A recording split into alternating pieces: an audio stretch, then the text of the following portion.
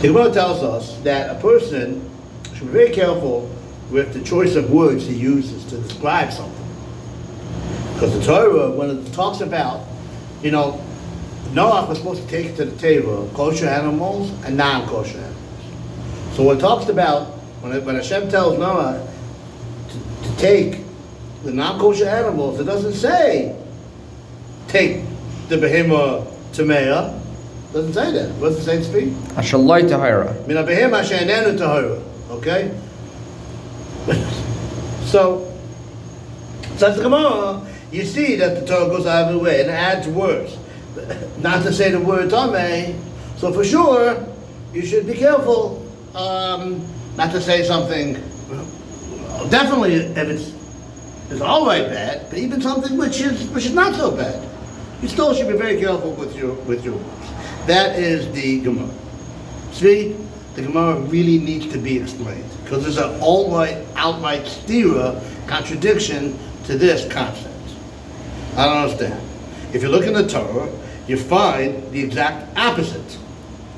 That the Torah, when it describes the animals that you're allowed to eat and animals that you're not allowed to eat, in Parshas Shmini and Parshas Re'eh, just in case you want to look it up, the Torah does not play games and says, Zeh einenu tahira. The Torah has no problem saying, Tomehu, Tameim hem lachem. So I thought we don't say these words. Get the conscience see? The Gemara makes a whole big deal about the Torah not saying the word Tameh, but yet it does. Does the Vilna Gaon a geschmack word.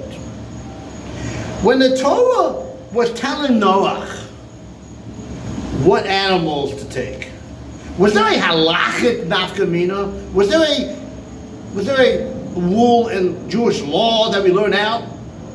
No, it was a story that happened. I'm not calling it a storybook. I'm just telling you it was a historical event that happened. The Torah, the narrator is talking about the story, and it says that Noach was told.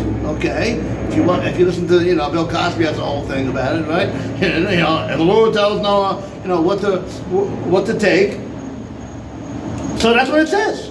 So when there's no halachic nafkamina, then the Torah doesn't feel the need to say the word tameh. Don't say a word if it's not necessary.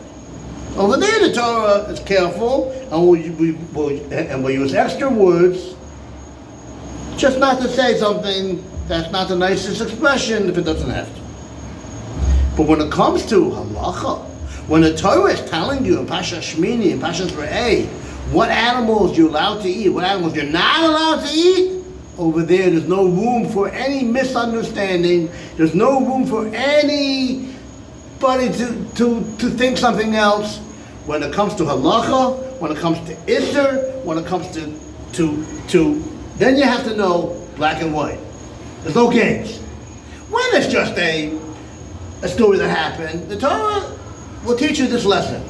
But when it comes to halacha, then there's no room for any misunderstanding, and over there the Torah feels the need to say it all right, because when it comes to Isser, you got to make sure to know what you may eat and what you may not eat. Shabbat Shalom.